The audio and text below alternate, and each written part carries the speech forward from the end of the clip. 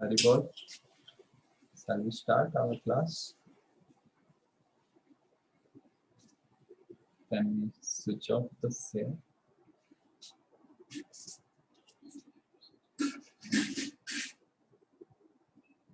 Jai Radha Madhava Kunja Vihari Gopi Jana Vallabha Girivaradhari Jai Radha Madhava Kunja Vihari Gopi Jana Vallabha Girivaradhari Yashodanandana Braja Jana Ranjana Yamuna Tiravanachari Yashodanandana Braja Jana Ranjana Yamuna Tiravanachari Jai Radha Madhava Kunja Vihari Gopi Jana Vallabha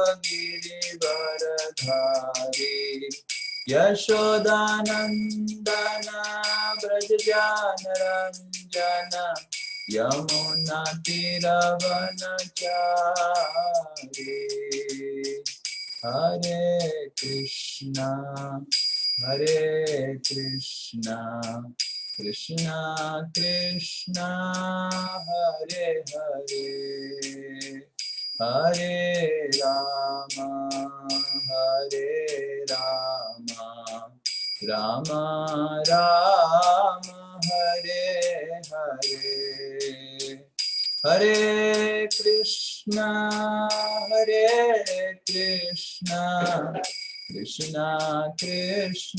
Hare Hare, Hare Rama, Rama Rama, Hare Hare, Hare Krishna,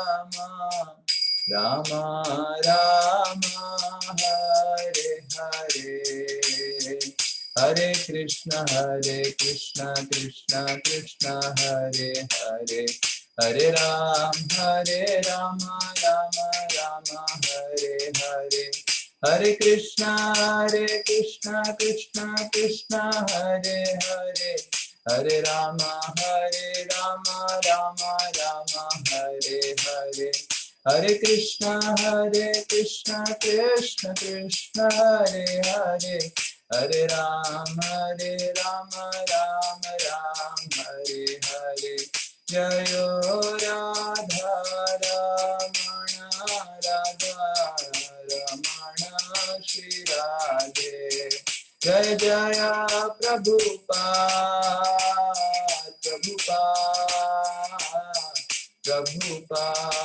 Jaya Prabhupada, Nitai Gaura Hari Bol, Hari Bol, Hari Bol, Gaura Hari Bol, Nitai Gaura. Om Ajnanatimirandhasya Jnananjanashalaakaya Chakshurum Militam Yena Tasmai Shri Gurave Namaha. Nama Om Vishnupadaya Krishna Prasthaya Bhutale Srimate Bhaktivedanta Swami Niti Namine. Namaste Saraswate Deve Gauravani Pracharine Nirvishesha Shunyavadi Paschatya Desatarine. He Krishna Karuna Sindhu Deenabandhu Jagatpate Gopesh Gopika Kanta Radha Kanta Namastute Tapta Kanchana Gaurangi Radhe Vrindavaneshwari Rishabhanu Sute Devi Pranamami Hari Priye Vancha Kalpataru Vesha Kripa Sindhubhya Evacha Patitanam Pavanebhyo Vaishnavebhyo Namo Namaha. Jai Shri Krishna Chaitanya Prabhu Nityananda Shri Advaita Gadadhara Shivas Adi Gaura Bhakta Vrinda. Hare Krishna, Krishna Krishna Hare Hare Hare Rama Ram Rama Hare Hare. मूकं करोति वाचालं पंगुं लंघायते गिरिं यत्कृपातमहं वन्दे श्रीगुरु दीनतारिणं श्रीपरमानन्दमाधवं श्रीचैतन्येश्वरम्। हरे कृष्ण। बाकी सब devotees दिखाई नहीं दे रहे और where is Indrani माता जी और अर्पण लोग शायद नहीं है and Lalit Madhav Prabhu is also missing. Hare Krishna. आप सबको स्वागत है आज की हमारी श्रीमद् भागवतम प्रातःकालीन सत्र में। मैं हिंदी को अच्छे से बोलने का कोशिश कर रहा हूँ आप सबके लिए। तो आज श्रील श्रीवास ठाकुर की आविर्भाव तिथि है और श्रील श्रीवास ठाकुर श्री नारद मुनि है और नारद मुनि के प्रेरणा में ही श्रीमद् भागवतम की रचना वेदव्यास ने किया था। हमने ये कथा सुना था कि नारद मुनि प्रेरित किए वेदव्यास को अपना खुद का ऑटोबायोग्राफी, शायद ब्रह्मांड में पहला ऑटोबायोग्राफी भागवत में आता है। नारद मुनि अपना ऑटोबायोग्राफी वेदव्यास को बताते हैं और उसके वजह से भागवत की रचना हुआ वेदव्यास जी ने किया। तो इसीलिए श्रीवास ठाकुर श्री नारद मुनि के श्री चरणों में हमको प्रार्थना करना चाहिए कि श्रीमद् भागवत की जो ज्ञान है वो हमारे हृदय में संचारित हो और उस श्रीमद् भागवत को हम अपने जीवन में पालन कर पाएं और ग्रंथ भागवत के अध्ययन से व्यक्ति भागवत बन सके। ग्रंथ भागवत हम अध्ययन कर रहे हैं, उसका लक्ष्य है कि हम व्यक्ति भागवत बन पाए। तो ये हम श्री नारद मुनि के श्री चरण में प्रार्थना करेंगे। तो आज श्रीवास ठाकुर की आविर्भाव तिथि है और हमारे दासोस्मी परिवार के लिए एक बहुत अच्छा खुशखबरी है और खुशखबरी ये है कि हमारे परिवार के सदस्य बढ़ रहे हैं। जब श्री चैतन्य महाप्रभु निमाय पंडित के अवतार में लीला कर रहे थे और बहुत पढ़ाई वाला लीला कर रहे थे और सबको हरा रहे थे और जीत रहे थे, जीतने का आनंद उठा रहे थे। तो श्री चैतन्य महाप्रभु जब भक्त बने तो हमने कथा सुना था गौर पूर्णिमा में कि किस तरह श्रीवास ठाकुर नृत्य करने लग गए जब देखे कि निमाय पंडित भक्त बन गए और श्री चैतन्य महाप्रभु भक्त बन गए, निमाय पंडित भगवान का भक्त बन गए। तो श्रीवास ठाकुर नृत्य करके चिल्ला के चित्कार करके बताने लग गए हमारे वैष्णव परिवार की वृद्धि हो, हमारी वैष्णव परिवार की वृद्धि हो।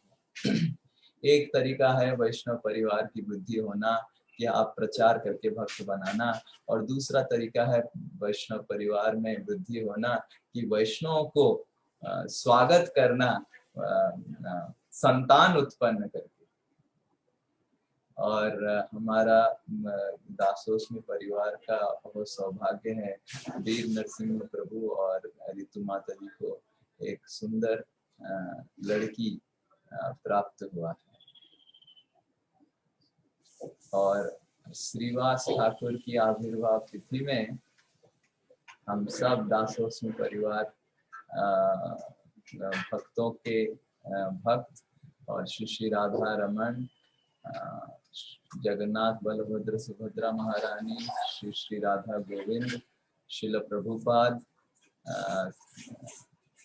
इन सब का आशीर्वाद लेते हुए हम उन बच्ची का नाम दिविशा रखने वाले हैं। जय दिविशा देवी दासी की। तो दिविशा का मतलब दैवी शक्ति, मतलब योग माया, जो वृंदावन धाम में पौर्णमासी के रूप में है, और जिनके पूरा डायरेक्शन से पूरा वृंदावन धाम का लीला, भगवान की लीला संचारित होता है।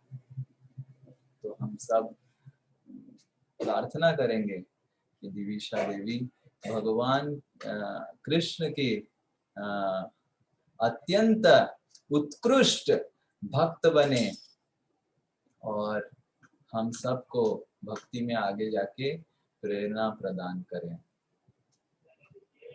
जय श्रीमती दिविशा देवी दासी की जय हो। और हम सब ये तो स्कूल का नाम है, क्योंकि स्कूल में अच्छा नाम, पूरा वो नाम रहना चाहिए, ऑफिशियल नाम होना चाहिए। और हमारे दासोस्मी परिवार का इनका बोलने का नाम रहेगा माधवी। माधवी मतलब जिनकी मुख से हर समय कृष्ण की मधुर लीला निर्गत हो। और हम प्रार्थना करेंगे कि सही में निर्गत हो। इसके लिए वीर नरसिंह प्रभु और ऋतु माता जी को बहुत परिश्रम करना पड़ेगा उनको सिखाने के लिए, तब जाके निर्गत हो।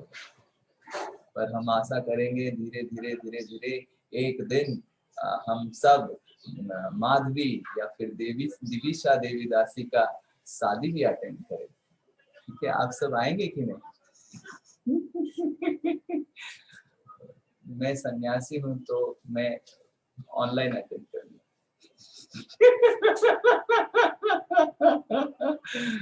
हरे कृष्ण।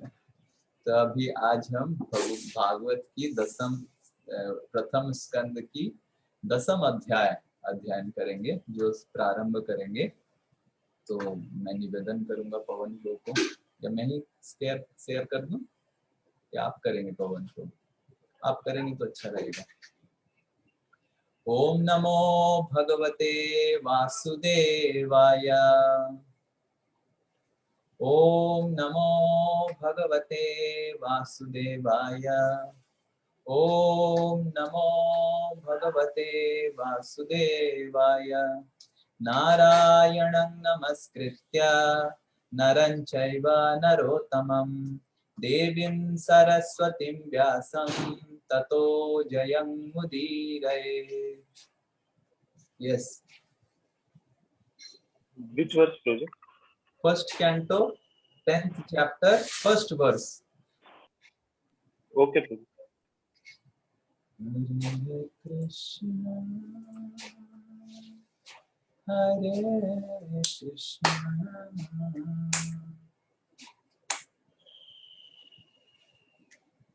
कृष्णा कृष्ण। शांतनु प्रभु कहाँ है?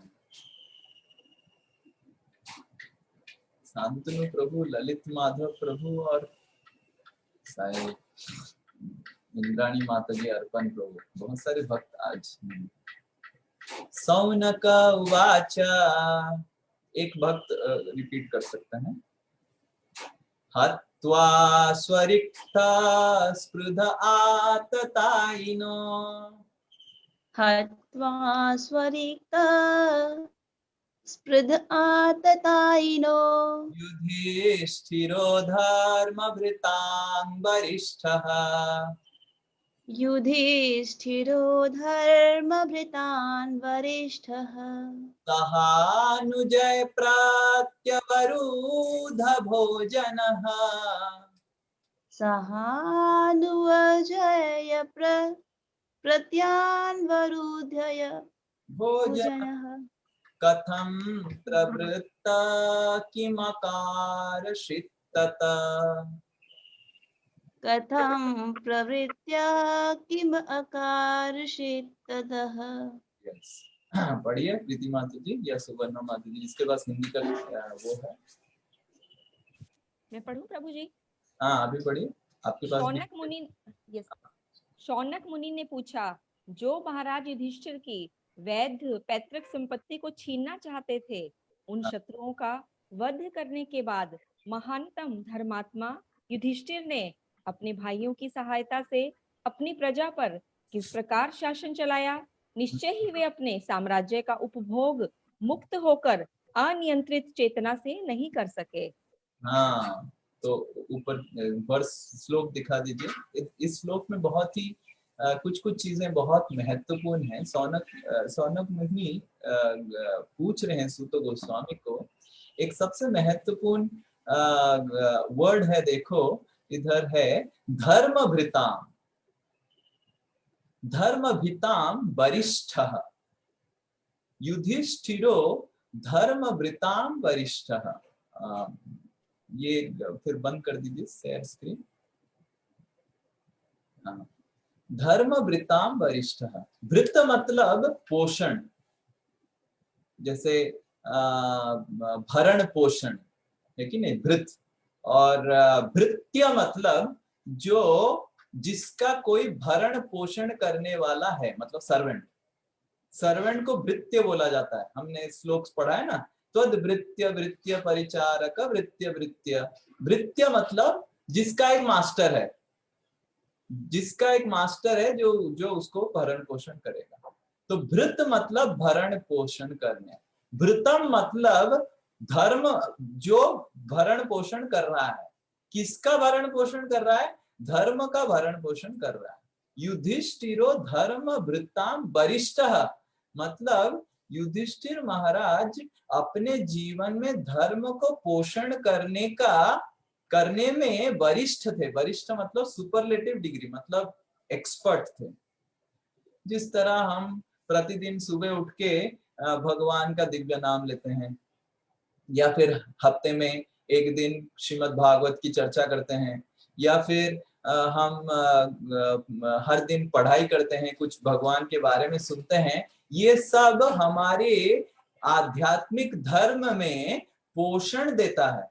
It actually nourishes our spiritual life.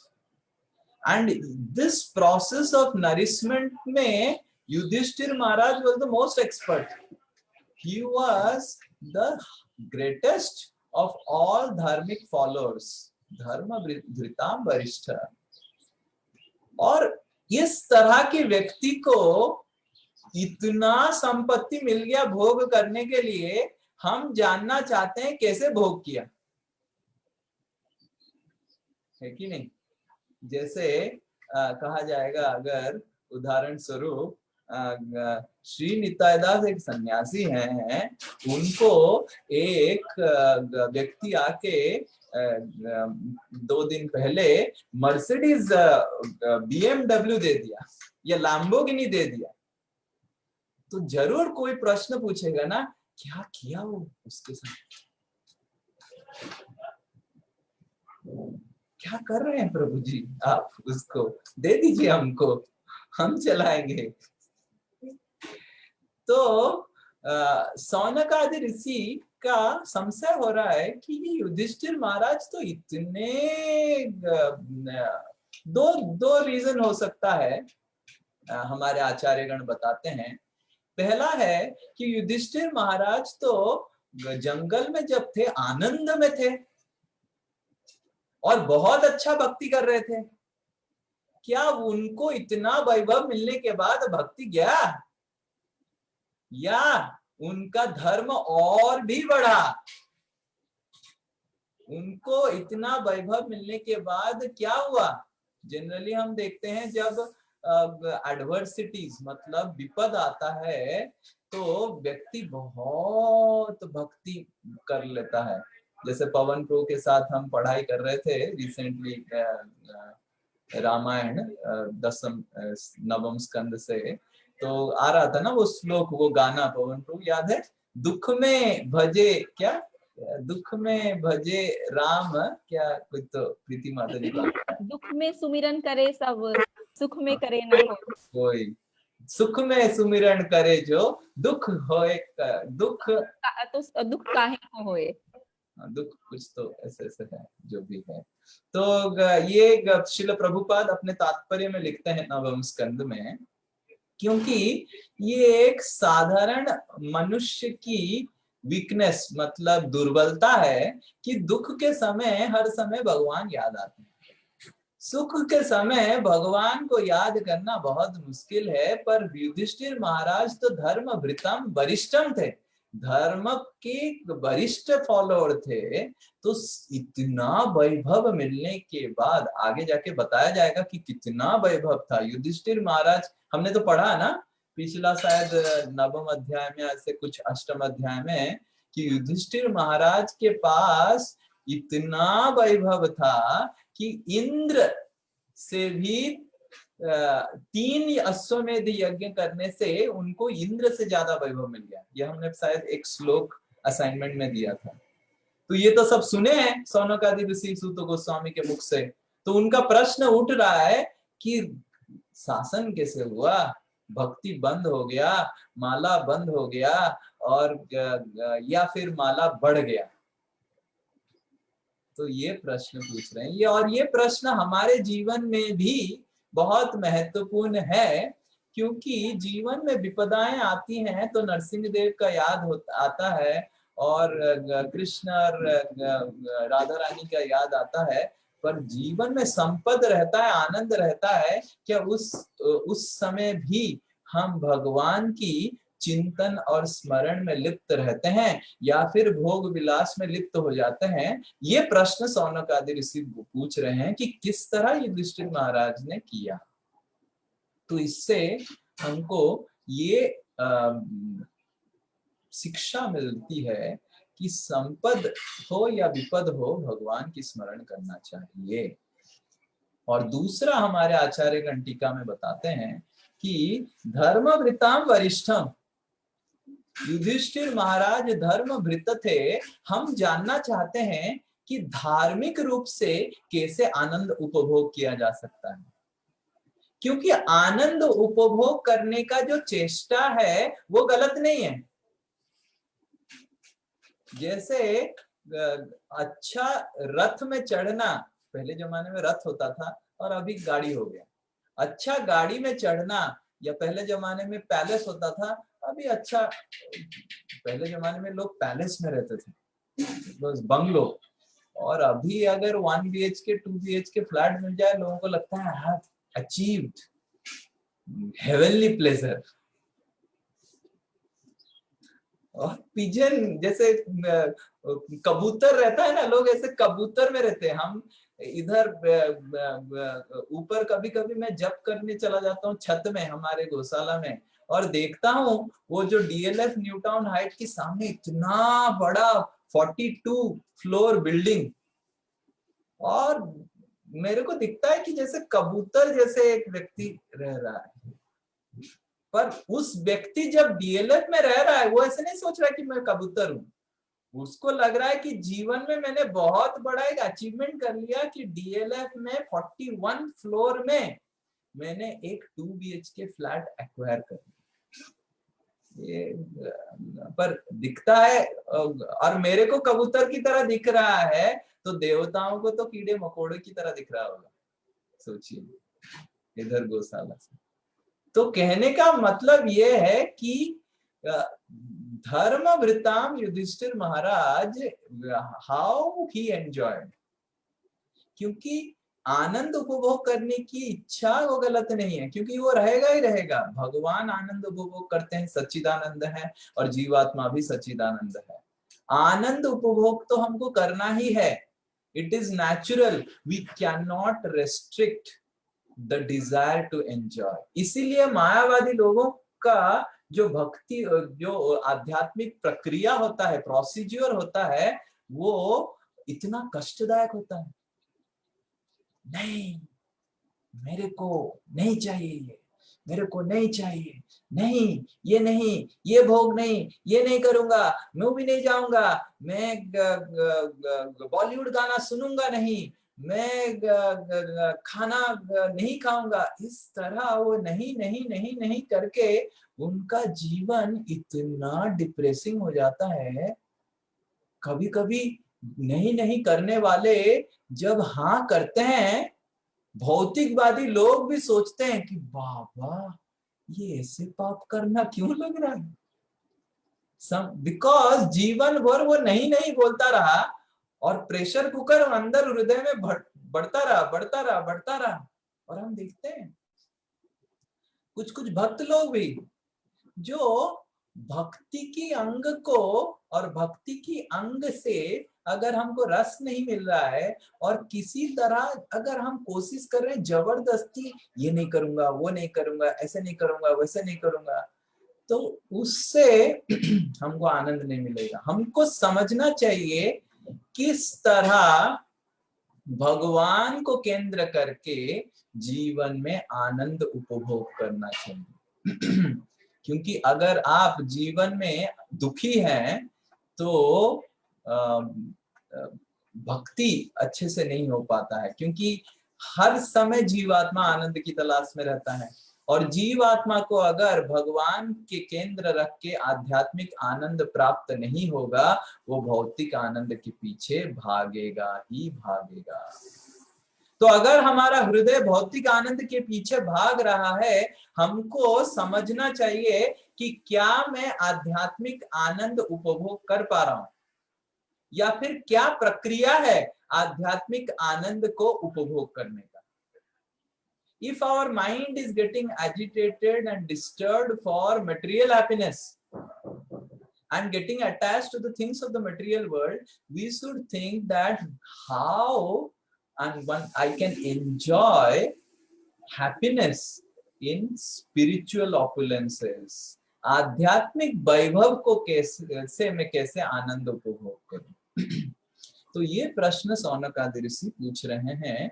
Yudhishthir महाराज तो धर्म वृत्तांत थे, तो किस तरह वो आनंद उपभोग कीजिए करे बताइए। इससे फायदा ये होगा कि जो लोगों के पास वैभव है उनको भी शिक्षा मिलेगा कि किस तरह आनंद उपभोग करना चाहिए। भगवान की सेवा में ही सारे वैभवों को लगाना चाहिए। आगे जाके हम देखेंगे कि किस तरह पूरा प्रकृति युधिष्ठिर महाराज की सेवा में लग गया, क्योंकि युधिष्ठिर महाराज प्रकृति के जो महानायक है, महापुरुष है, भगवान श्री कृष्ण की शरणागति कर लिए, समर्पित कर लिए, इसीलिए संपूर्ण प्रकृति युधिष्ठिर महाराज के सेवा में थी।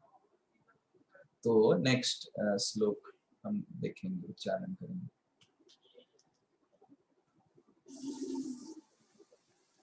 अभी सूत गोस्वामी बताने वाले हैं। सूत उवाच वंशं कुरोर्वं सदवाग्निनिर्हृतं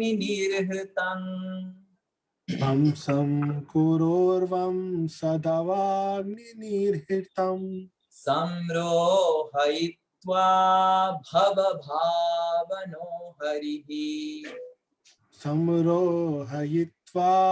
भवभावनो हरिः निवेशयित्वा निजराज्य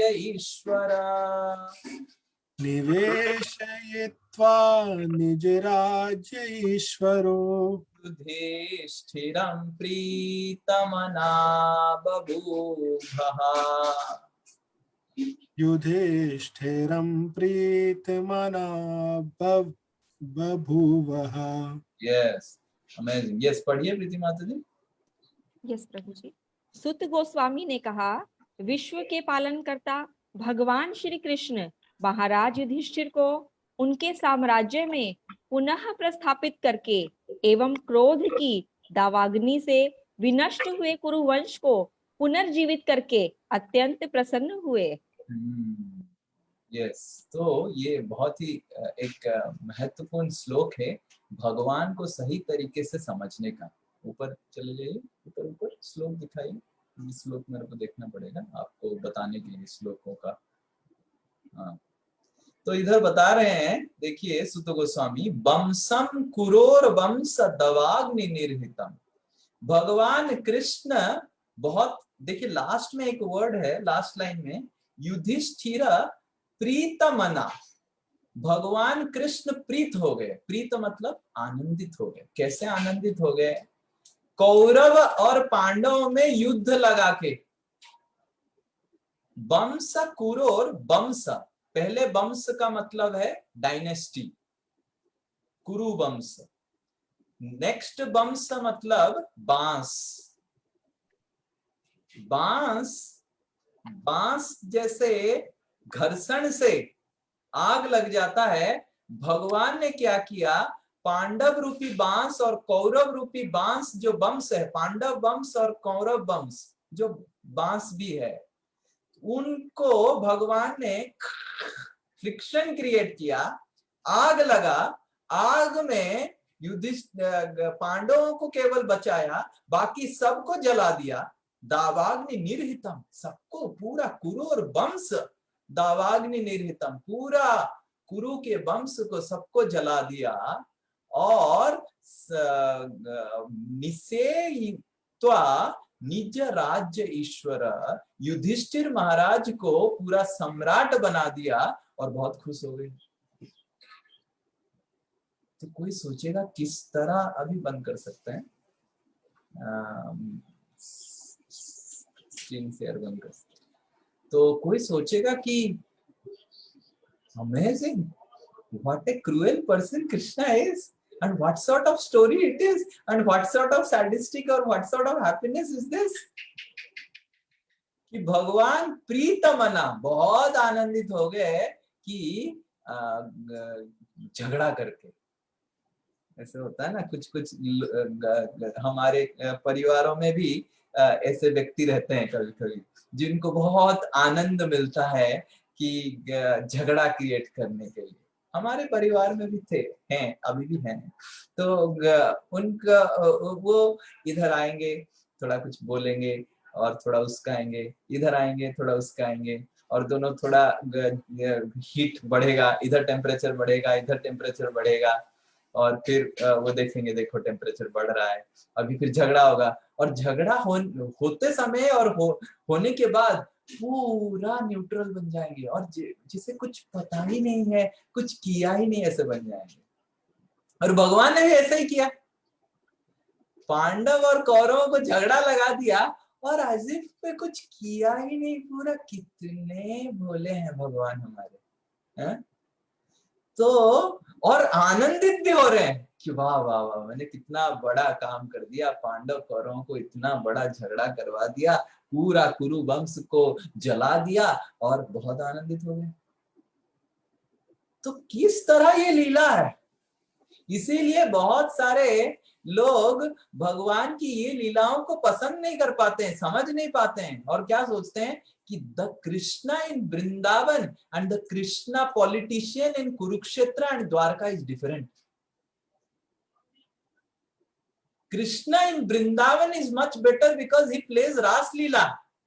But this Krishna in Dwarka and Kurukshetra is such a horrible politician. I don't think both are same. बहुत सारे स्कॉलर लोग बोलते हैं कि 3 कृष्ण हैं। एक कृष्ण है जो वृंदावन में रास किए, बहुत ही अच्छे कृष्ण हैं। थोड़ा काम वासना था उनके हृदय में, क्या कर सकते हैं, काम वासना कंट्रोल नहीं कर पा रहे थे, but at least he was better. But ये द्वारका कृष्ण, बाप रे बाप, मतलब इतना भोग विलास में लिप्त था, but he was much better than Vrindavan Krishna. Vrindavan Krishna तो इलीगल अफेयर कर रहा था, पर द्वारका कृष्ण में शादी हो गया, वो सब कर दिया, तो कृष्ण का प्रगति हुआ चेतना का। पर कुरुक्षेत्र कृष्ण इतने अच्छे नहीं है। कुरुक्षेत्र में तो पूरा पॉलिटिक्स किया।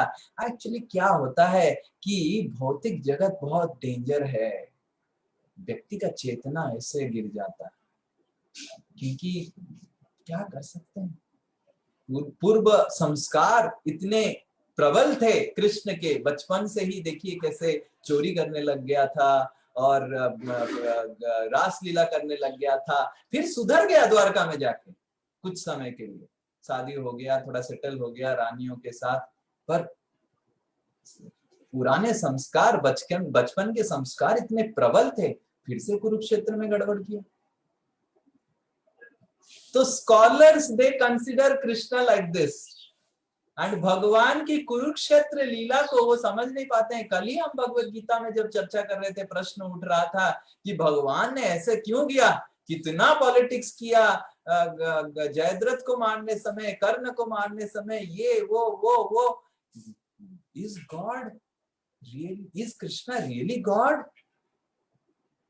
And how, what sort of story past times are this? ये किस तरह की लीला है? उससे तो अच्छा लीला वृंदावन की है, मधुर लीला है, यह द्वारका की है। ये कुरुक्षेत्र लीला कैसा है? केवल पॉलिटिक्स भरा हुआ है। तो इसीलिए सूत गोस्वामी एक शब्द व्यवहार कर रहे हैं जो हमारे आचार्यगण टीका में बताते हैं। देखेंगे अगर श्लोक पवन को दिखाएंगे तो, भव भावनो हरि। भव मतलब शिवजी, भावनो मतलब उनकी भावना, और हरि मतलब श्री कृष्ण। श्री कृष्ण की ये लीलाओं को अपने भावना में शिवजी स्थापना करते हैं, जो इतने बड़े वैरागी हैं। शिवजी भी इस भगवान की लीलाओं को, कौन से लीला, किस तरह भगवान ने कौरव पांडवों में झगड़ा करके पांडवों को राज्य सौंप दिया, और किस तरह युधिष्ठिर महाराज को राज्य भोग करने के लिए दिया। देखने में लगता है कि ऐसे कोई भौतिकवादी लोग कुछ कार्य कर रहा है, कोई भौतिकवादी लोग अपने दोस्त को बड़ा पद दे दिया, इस तरह लग रहा है। पर भव भावनो हरि, भगवान की ये लीला, जो कुरुक्षेत्र लीला को, महाभारत की लीला को शिवजी भी आनंद से, भावनो मतलब उनकी भावना में, उनकी चेतना में उसको प्रशंसा करते हुए हर समय उच्चारण कर रहे हैं, कीर्तन कर रहे हैं, श्रवण कर रहे हैं। तो हमको समझना चाहिए शिवजी जो इतने बड़े वैरागी हैं, वो भी भगवान जब युधिष्ठिर महाराज को, दुर्योधन से छीन के युधिष्ठिर महाराज को राज्य संभालने, राज्य भोग करने के लिए दे रहे हैं, इस लीला को शिवजी भी बहुत आनंदित होके श्रवण करते हैं और उसका स्मरण करते हैं। तो हमको समझना चाहिए कि भगवान की, हरि की ये लीला कितनी दिव्य है। तो इसीलिए हमारे आचार्यगण इधर टीका में लिखते हैं, सूत गोस्वामी ने भव भावनो हरि का शब्द का अर्थ यह है कि कृष्ण की कुरुक्षेत्र लीला और रास लीला में, बंद कर दीजिए, कृष्ण की कुरुक्षेत्र लीला और रास लीला में कोई अंतर नहीं है। हमको रास लीला में बहुत आनंद आता है, कितने प्रेम से नृत्य कर रहे हैं। कालिया लीला में बहुत आनंद आता है कि कितने प्रेम से कृष्ण बांसुरी बजा के लीला कर रहे हैं। और पर कुरुक्षेत्र लीला में, भगवत गीता में, Krishna, so much of politics. But if we want to get rid of the political nature that is there in our heart, we should relish the politics of Kurukshetra war. ये भगवान की this is the purity of the pastimes of Krishna. By relishing the politics of Kurukshetra war, anyway we have tendency to relish politics. क्या चल रहा है बंगाल में, दीदी और मोदी क्या कर रहे हैं, right? And so we have a lot of बताओ, right? So we have a lot of tendency to hear the politics of this world, but by hearing how Krishna politically, powerfully, and by hook and crook, by doing whatever, he actually stole away all the property which was actually Yudhishthir महाराज का ही साम्राज्य था। and छल से, बल से भगवान ने युधिष्ठिर महाराज को दुर्योधन से छीन के फिर से युधिष्ठिर महाराज को दिया। ये लीला और रास लीला में कोई अंतर नहीं है। और अगर हम सोचते हैं कि भगवान की ये लीला थोड़ा लोअर कैटेगरी का है, मैं तो केवल रास लीला अध्ययन करूंगा, ब्रज की मधुर लीला में मैं प्रवेश करना चाहता हूँ। ब्रज की मधुर लीला में प्रवेश करने के लिए शिव जी तो ब्रज की मधुर लीला में हर समय लिप्त हैं, फिर भी भव भावनो, फिर भी शिव जी भी कृष्ण की ये पॉलिटिकल लीला में उतना ही आनंद उपभोग करते हैं जितना कृष्ण की रास लीला में करते हैं। कृष्ण एब्सोल्यूट है, परम सत्य है, और कृष्ण की हर लीला परम सत्य है। Krishna when he is stealing the garments of gopis, he is absolute truth. Krishna जब रास लीला कर रहे हैं, he is absolute truth. Krishna जब 16,108 पत्नियों को शादी कर रहे हैं, he is absolute truth. And Krishna जब politically कर्ण को मार रहे हैं, he is still absolute truth. He is not affected a tinge also by the material energy, because he is the controller of the material energy. And भगवान की लीला, हर सारे लीला हमारे हृदय को शुद्ध करते हैं। और अगर हमारे हृदय में जो भी पॉलिटिकल नेचर है, डुप्लिसिटसनेस है, छल करने की प्रवृत्ति है, भगवान की छल के बारे में श्रवण करेंगे ध्यान पूर्वक, तो हमारा छल करने का प्रवृत्ति चला जाएगा। आप ट्राई कर सकते हैं, अगर है तो। आप सब में तो नहीं है, आप सब शुद्ध भक्त हैं, पर मेरे में है, इसीलिए हम पढ़ते हैं। तो ये इस अर्थ है भव भावनो हरि। नेक्स्ट श्लोक।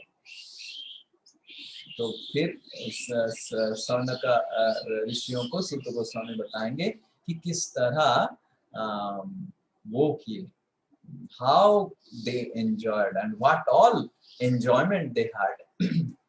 निसम्य भीष्मोक्तमथाच्युतोक्तम् निशम्य भीष्मोक्तमथाच्युतोक्तम् प्रवृत्र विज्ञान विधूत विभ्रमः प्रवृत्त विज्ञान विदूत विभ्रमः सासगामीन्द्र इवाजिताश्रयः ससासगामेन्द्र इवाजिताश्रया परिध्युपान्ताम् अनुजानुवर्तितः परिद्युत्पान्ताम् अनुजानुवर्तितः। Go down, पढ़िए, कोई पढ़िए, और कोई पढ़िए। सुवर्णा माता जी के पास अगर किताबें पढ़िए। हरे कृष्ण प्रभु जी। भीष्मदेव तथा अच्युत, आवाज आ रही है प्रभु? Yes, perfect. भीष्मदेव तथा अच्युत भगवान श्री कृष्ण ने जो कुछ कहा था उससे प्रबुद्ध होकर महाराज युधिष्ठिर परिपूर्ण ज्ञान विषयक मामलों में व्यस्त हो गए, क्योंकि उनके सारे संदेह दूर हो चुके थे। इस प्रकार उन्होंने पृथ्वी तथा सागरों पर राज्य किया और उनके छोटे भाई उनका साथ देते रहे। अनुवर्तितः, ऊपर आ जाइए। अजिताश्रयः ससासगाम इंद्र इवा अजिताश्रयः। इंद्र इव, इंद्र इव, इंद्र इव मतलब इंद्र की तरह युधिष्ठिर महाराज रूल, ही स्टार्टेड, शासन करने लगे। इंद्र को, इंद्र की बारे में क्यों मेंशन किया गया है, एक बहुत महत्वपूर्ण चीज है। इंद्र का नाम इधर क्यों सौनक सूत गोस्वामी व्यवहार कर रहे हैं कि देखिए, Indra is not a very materially qualified person.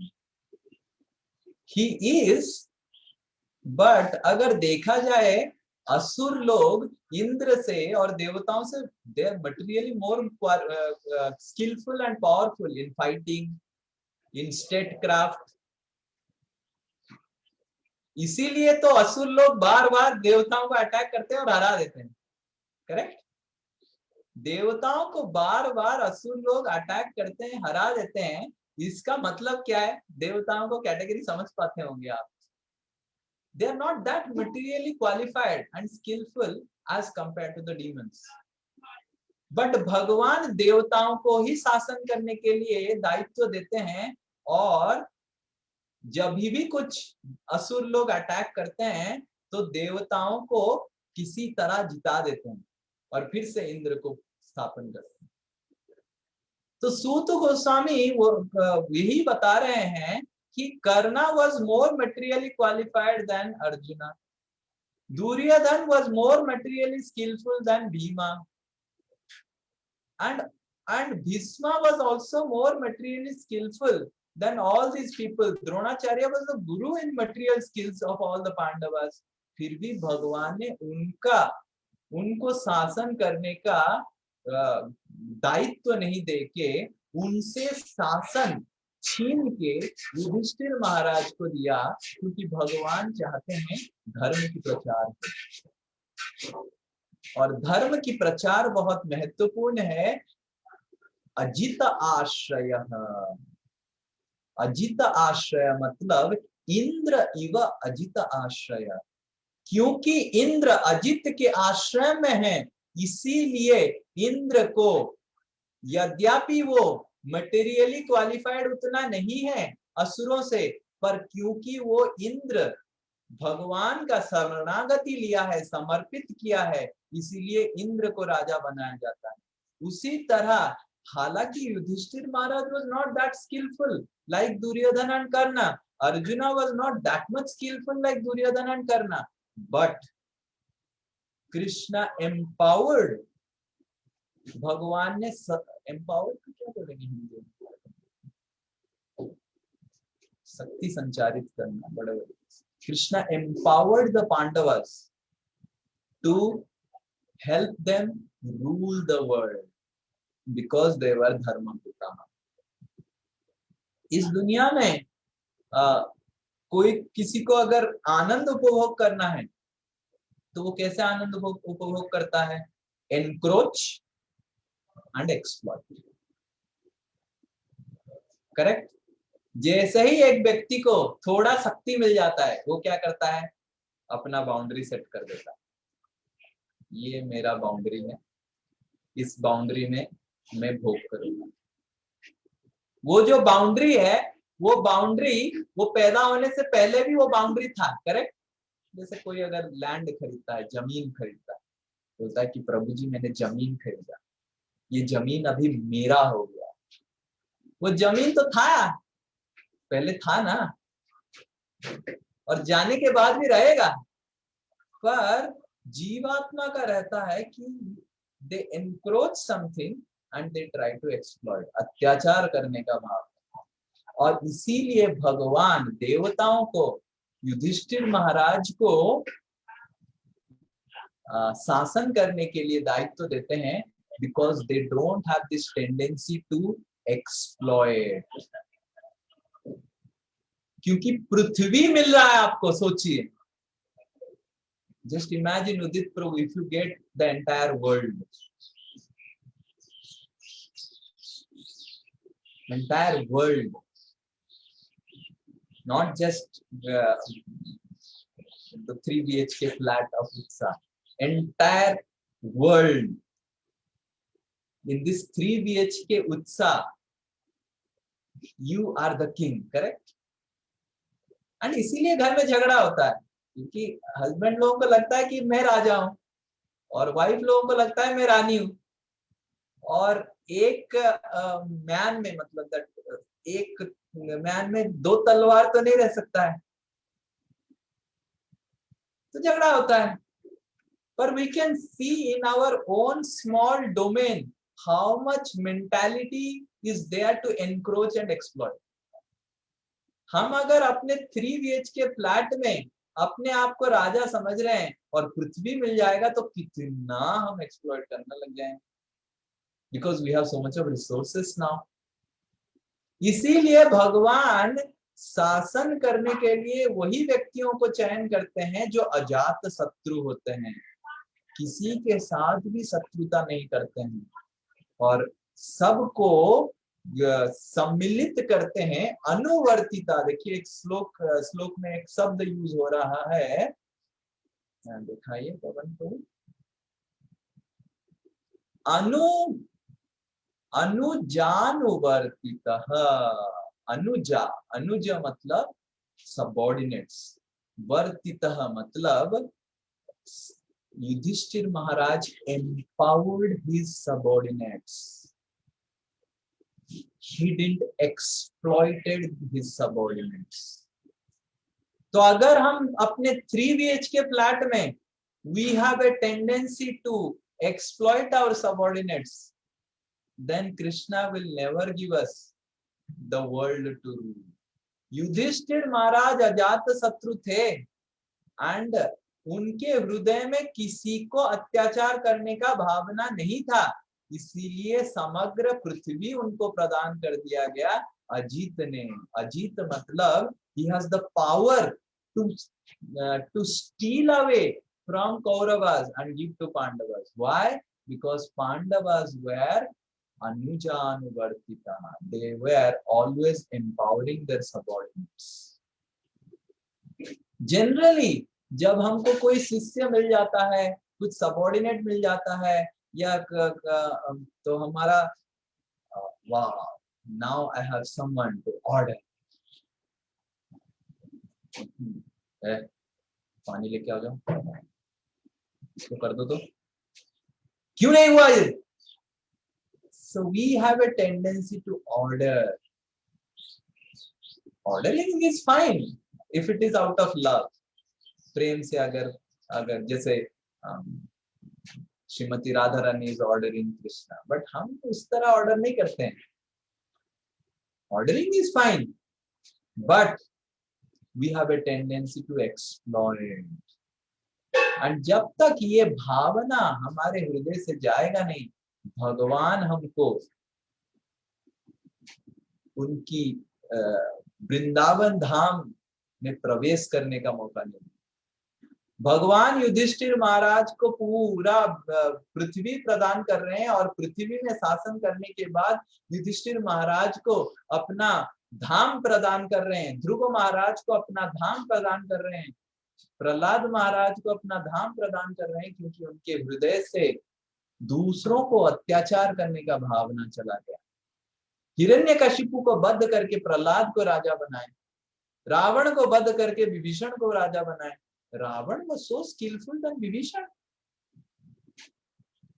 Hiranyakashipu was much more skillful than Prahlad Maharaj.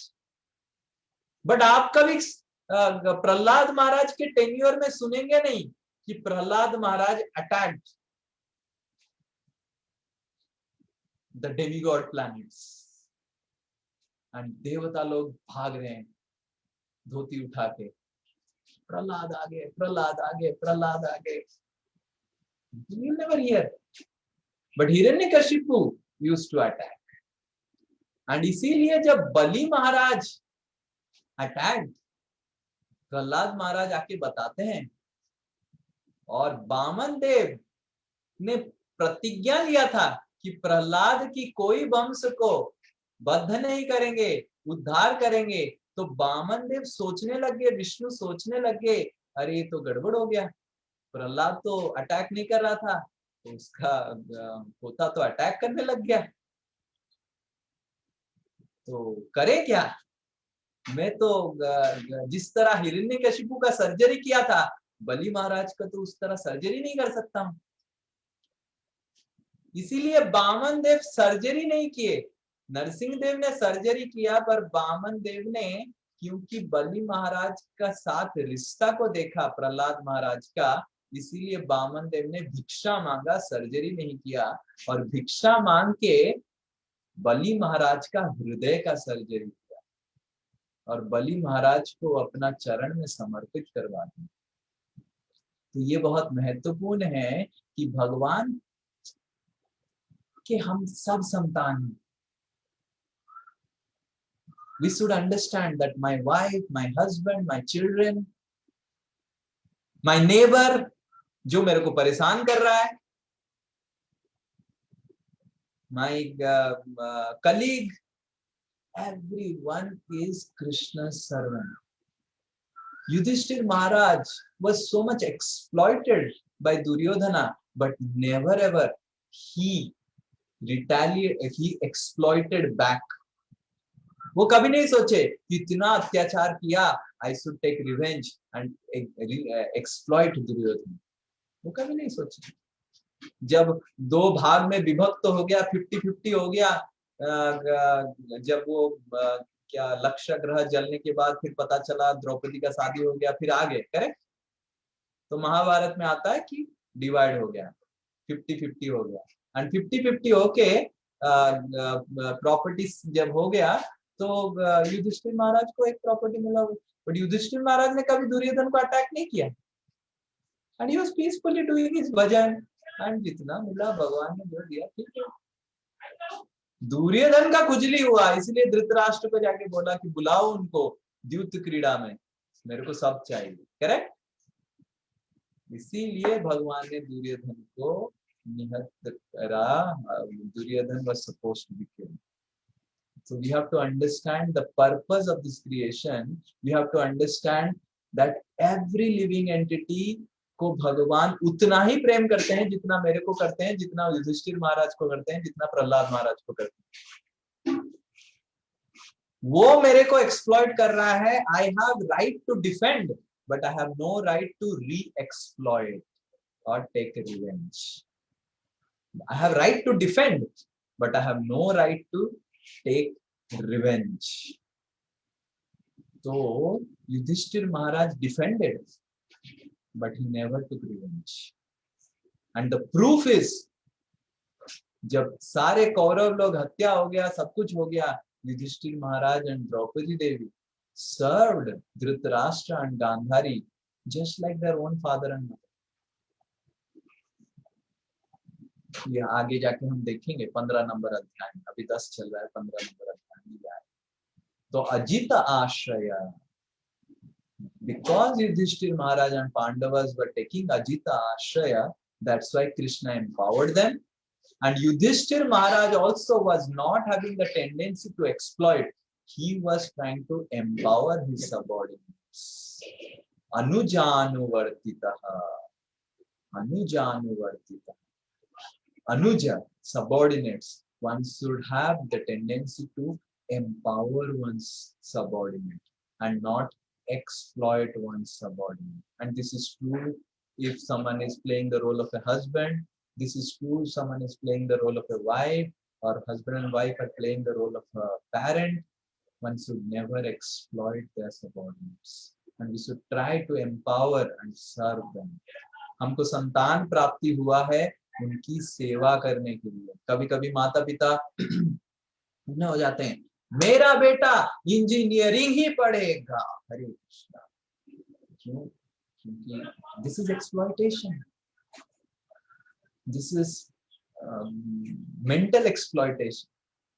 Sometimes I have seen how much the boy or a girl goes through mental torture because of the pressure created by the parents. Such severe mental torture. When I decided to join ashram, definitely my father had gone through a very great mental torture, but he always empowered me. He never created a pressure that nahi, tum kaise ho. He was unhappy. He is unhappy now also. So that is the example of an ideal parent. If my son or daughter is in the right path, then I should try to empower him or her, and not try to enforce my own desires, my own thought process, and exploit on a mental level. We may try to serve physically our kids, but sometimes because of our these material desires and material way of comparing with other children, we may actually sometimes enforce certain thing beyond the capacity and desires of our kids, thinking that this is what is best. Why? Because my colleague's son is doing this, My colleague's daughter is doing this, and my colleague's daughter has entered IIT, so my son must enter IIT, right? And so much of pressure it creates, and to the extent that kids are committing suicide. Many of the kids, कितने सारे बच्चे आत्महत्या कर लेते हैं because of the pressure that is being created. Yesterday one person sent me a WhatsApp link of the interview of H.C. Verma. You know, there is one person called H.C. Verma who has written a very famous book called Concept of Physics. And it was very, very inspiring interview. I liked many of the points which he was telling. The one thing which you all can hear that it's a very good, in the first 30-40 minutes is very good for parents. How his parents actually empowered him and never enforced him. He was sharing some techniques which his mother was using and all, and how he was sharp, very sharp, but he had no interest in syllabus oriented studies. Syllabus complete nahi karna, and he was always failed. He was failing in the exams and all, and getting very bad score. But how he got turned up and all those things is mentioned, and how he was mentioning how with great purity he wrote the book. He was offered by Tata McGraw-Hill to publish that book with lot of money they were offering, and Tata McGraw-Hill said कि आपको थोड़ा बदलना पड़ेगा, नाम को बदलना पड़ेगा और इसमें लिखना पड़ेगा इंजीनियरिंग के लिए है ये, मेडिकल के लिए है ये. So, and this person rejected the offer. Tata McGraw-Hill is a very, very good publisher. And he said that he started writing the book in 1984 and almost took 8 years to write the book, 2 books. And he said that I have written this book not to make it a marketing book, but to really help my students to learn physics. And we can see, because this was created with some sort of purity, even in material terms, that is why this is the only book that has remained over the decades. Last 92 से अभी 2021 चल रहा है, 8-20-30 साल से never ever any book has sustained. Bhagavad Gita has sustained because of Krishna's purity for 5,000 years, but we can see that even a book written with material purity can sustain for 30 years. So how much purity is important? How much purity of a thought of an author affects the situations and circumstances. But generally, subordinates, we have a tendency to enforce certain thing and exploit. But Yudhishthir Maharaj is only empowering, and we must learn this from Yudhishthir Maharaj to never enforce and always empower. Yes, if our subordinates are doing anything wrong, like my father, he said that I just can't enforce you because I know that you are not doing anything wrong. I am unhappy. I am most miserable seeing you like this, wearing saffron robes, but I cannot enforce you. If you would have been taking alcohol, cigarette, or doing something wrong, then I would have caught your hair and started beating you. But and I would have really enforced. But because you are not doing anything wrong, I just can't enforce. I am miserable for whatever you are doing, but I will not enforce. So this is the ideal behavior of a parent, that one should not enforce our desires, our attachment, our aversion on our subordinates. Rather, help them empowered and feel empowerment and encourage them. This person H.C. Verma was telling that the reason for my success is the encouragement that my father and my mother gave. That though I was failing again and again, but they never stopped empowering and encouraging. So empowerment and encouragement from a superior is such a powerful tool to create a cascade of success in the life of a subordinate. क्योंकि ये संस्कार बहुत महत्वपूर्ण and he was telling, because I was trained in not being enforced, that is why my book is also not enforcing. It teaches without enforcing any concept. It teaches the concepts logically, reasonably, and helps the person to get educated with freedom. And then he gives different material reasons for all these things. But we can see how even a person of this material world understand this spiritual principle which is mentioned in Srimad Bhagavatam, and applying those principles has created such a success. So if we apply spiritual principle in spiritual life, which we sometimes forget, then how much we will also get not just success, how much we'll actually please Krishna. We should understand that the kids who are coming in our family as sons and daughters, they are personally being sent by the Supreme Personality of Godhead for us to take care.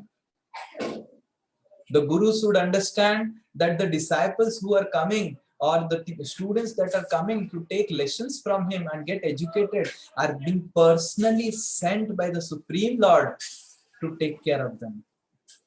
And that is why Guru should not enforce, rather encourage and empower his disciples. And in the same way, the parents should not enforce, rather empower and encourage the disciples and help them to stand on their legs.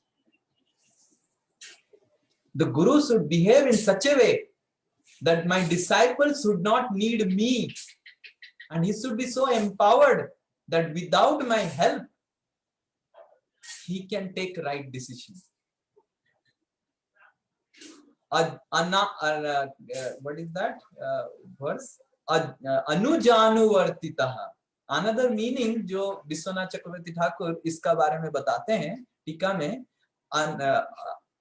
अनुजानुवर्तितः का मतलब है युधिष्ठिर महाराज empowered his brothers in such a way that they took decisions without, and they took the right decisions according to what he wanted without even his consultation. That was the empowerment and encouragement that Yudhishthira Maharaj gave. So we should try to empower our subordinates and our kids in such a way that they take the right decisions even without our involvement. Because generally we want to be their father and mother throughout their life, correct? Generally the Guru wants what? मेरा ये चेला जीवन भर के लिए रहे, ऐसे ताकि उसका गुरु भाव जो है अहंकार satisfy हो.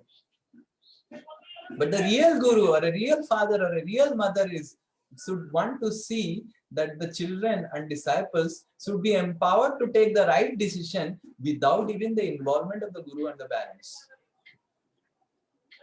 So that is meaning of empowerment. कि हमको अपने संतानों को अपने पैरों में खड़े होके अपना डिसीजन सही लेने का जो शक्ति है उसको प्रदान करना. जिस तरह माता पिता एक बच्चे को खड़ा करते हैं, चलाना सिखाते हैं, पर हाथ पकड़ते हैं फाइनली हाथ छोड़ने के लिए, करेक्ट? कुछ समय के लिए हाथ पकड़ा जाता है ताकि हाथ छोड़ के उसको चलना सिखा, वो खुद अपने पैरों से चले. तो उसी तरह युधिष्ठिर महाराज भी सारे अपने subordinates, because not just the Pandavas were his subordinates, there were many kings who were his subordinates. He empowered everyone and ensured that they stand on their own legs and they also become Dharmavrita. Unfortunately, we see that in our ISKCON society, many of the parents who are devotees, their children are not devotees. They become so averse to devotional service. Some of the children of our society have written PhD theses against devotees and devotional service and Krishna. PhD theses. They have published PhD theses of how their parents exploited them because in the garb of devotional service. भक्ति का छद्म लगा के, मतलब garb को क्या बोलेंगे हिंदी में? Garb, what you would say garb? Curtain पर्दा, भक्ति का पर्दा लगा के, नकाब प्रभु जी, भक्ति की आड़ में, नकाब ना, आवरण नकाब, हाँ भक्ति की आड़ में बोलते हैं ना, आड़ में, भक्ति के आड़ में किस तरह हमारा अत्याचार हुआ, इसके ऊपर पीएचडी थीसिस लिखा है. I don't recommend you to study those thesis, but we can take lessons that how we have become devotees and how we should play the role of ideal father and mother and never enforce our desires, our attachments and our aversions on them, rather empower and encourage them to stand on their own leg and become dharmavrita. And this is called samskar. Hare Krishna, Krishna Krishna Hare Hare, Hare Ram, Ram Ram, Hare Hare. There are some few slokas which ahead we will not discuss. You all can read the translations, very simple translations, or we can just in 2 minutes read the translations. कि किस तरह प्रकृति सहायता किया युधिष्ठिर महाराज, क्योंकि ऐसे थे. Can we show? We will just read the translation, just the translation one by one. Yes. पढ़िए प्रीति माता जी. प्रत्येक ऋतु में नदियां, समुद्र, पर्वत, जंगल, लताएं तथा कारगर औषधियां प्रचुर मात्रा में राजा को अपना अपना कर चुकता करती थी. हाँ, तो हम कर चुकता करने के बजाय प्रकृति युधिष्ठिर महाराज को कर चुकता करती थी. यस, पढ़िए नेक्स्ट. चूंकि राजा का कोई शत्रु न था, अतएव सारे जीव किसी भी समय मानसिक कलेशों, रोगों या अत्यधिक ताप या शीत से विचलित नहीं थे. नेक्स्ट. हो गया शायद हो गया. और नाधयो व्याधयो क्लेशा, कोई भी व्याधि नहीं था, समझ रहे. एंड गाय लोग, पहला श्लोक में 4 नंबर श्लोक में लिखा है कि गाय लोग ऐसे विचरण करते थे, उनकी थनों से दूध निर्गत हो रहा था और पूरा राज्य सिंचन करते थे गाय लोग दूध से.